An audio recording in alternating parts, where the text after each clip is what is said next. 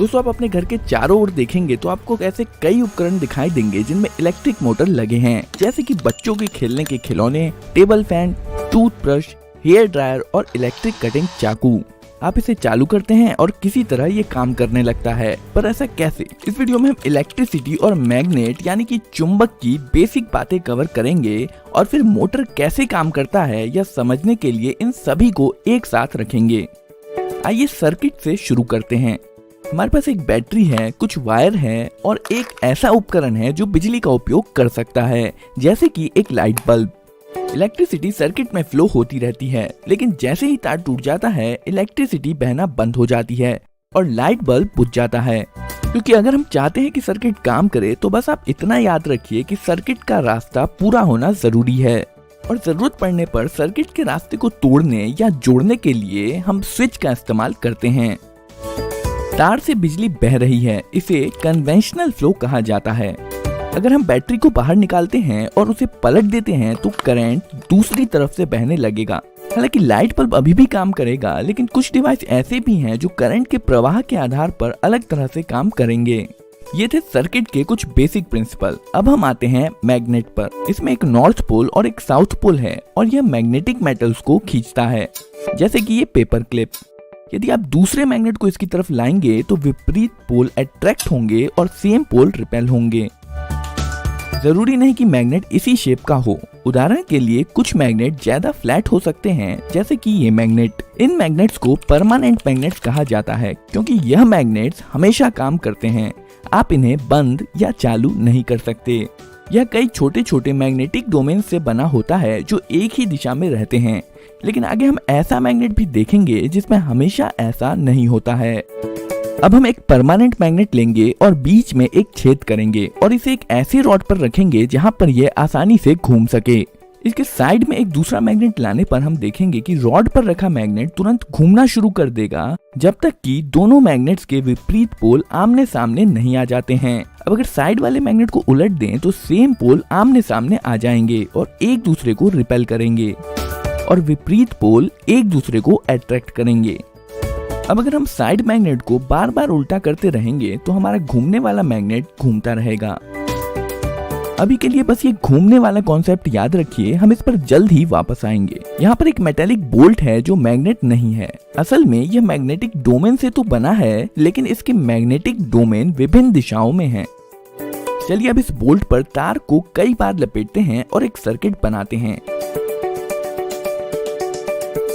तारों के माध्यम से बहने वाला करंट मैग्नेटिक डोमेन्स को लाइन अप कर देता है। इसका मतलब है कि हमने अभी अभी एक मैग्नेट, या ज्यादा स्पष्ट तरीके से कहें तो एक इलेक्ट्रोमैग्नेट बनाया है।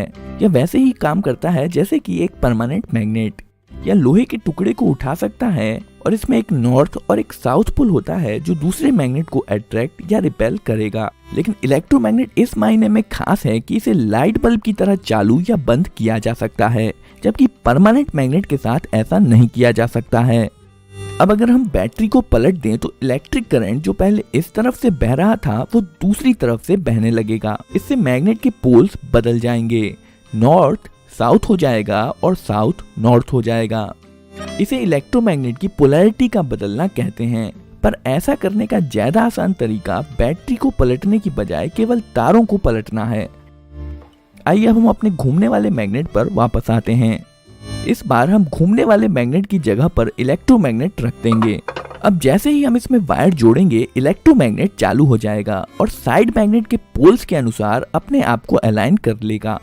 पर ये जो इलेक्ट्रोमैग्नेट के साथ वायर जुड़े हैं ये इसे फ्रीली नहीं घूमने देंगे। पर यहाँ पर जो ध्यान देने वाली बात है वो है इलेक्ट्रोमैग्नेट के घूमने का कॉन्सेप्ट। अब अगर हम तारों को आपस में बदल दें तो इलेक्ट्रोमैग्नेट के पोल्स बदल जाएंगे। सेम पोल रिपेल करेंगे और विपरीत पोल अट्रैक्ट करेंगे, जिसके कारण इलेक्ट्रोमैग्नेट घूम जाएगा। तारों को फिर से बदल दीजिए और इलेक्ट्रोमैग्नेट की पोलैरिटी फिर से बदल जाएगी और एक बार फिर सेम पोल रिपेल करेंगे और विपरीत पोल अट्रैक्ट करेंगे और इलेक्ट्रोमैग्नेट फिर से घूम जाएगा। यदि हम इसी प्रकार पोलैरिटी बदलते जाएं तो इलेक्ट्रोमैग्नेट लगातार घूमता रहेगा। हम इसे ज्यादा पावरफुल बनाने के लिए दूसरी तरफ एक और परमानेंट मैग्नेट लगा सकते हैं। ध्यान दें कि इस वाले मैग्नेट का साउथ पोल सेंटर की तरफ है और इस मैग्नेट का नॉर्थ पोल सेंटर की तरफ है। इस प्रकार साइड में लगे हुए मैग्नेट्स के तालमेल से बीच वाला मैग्नेट घूमता रहता है। यहाँ पर जो हमने देखा वह इलेक्ट्रिक मोटर का बहुत ही साधारण रूप है। इसे उपयोगी बनाने के लिए हमें इसमें कुछ सुधार करने होंगे।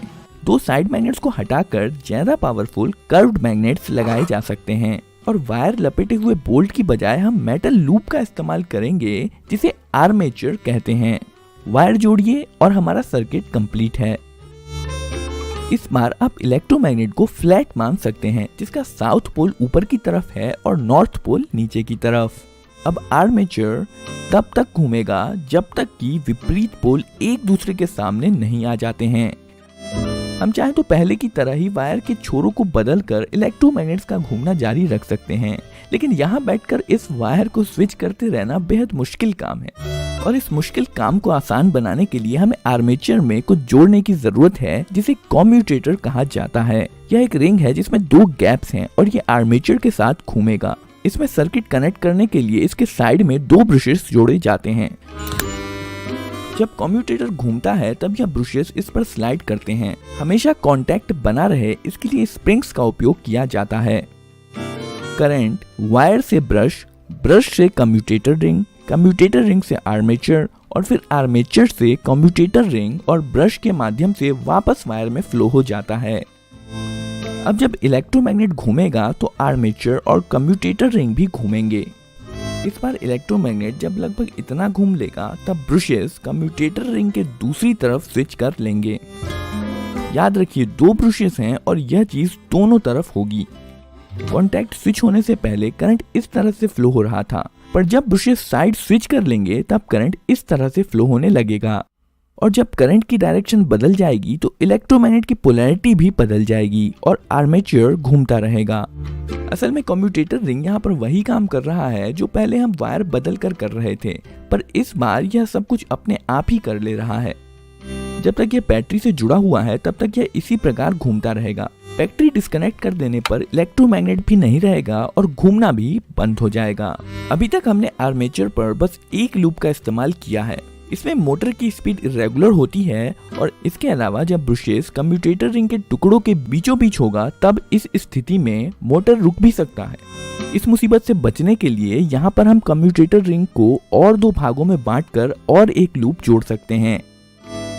शुरुआत में ब्रशेस इन दो कम्यूटेटर के टुकड़ों के कांटेक्ट में होते हैं जो इस इलेक्ट्रोमैग्नेट को ऑन कर देते हैं, जिसके कारण यह घूमना शुरू कर देता है।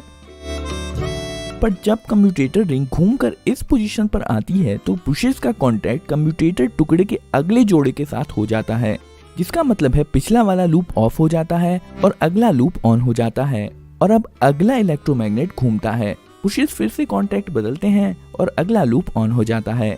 मोटर के घूमने के दौरान यह लगातार होता रहता है और लूप्स एक के बाद एक इलेक्ट्रोमैग्नेट बनते रहते हैं और मोटर को घुमाते रहते हैं। कुछ इलेक्ट्रिक मोटर के आर्मेचर में कई लूप्स जोड़े जाते हैं जिससे मोटर स्मूथली चलता रहता है।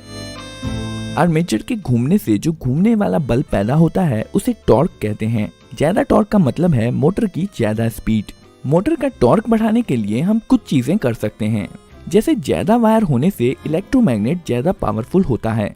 उदाहरण के लिए अगर बोल्ट पर ज्यादा वायर लपेटा जाए तो पावरफुल इलेक्ट्रोमैग्नेट बनेगा।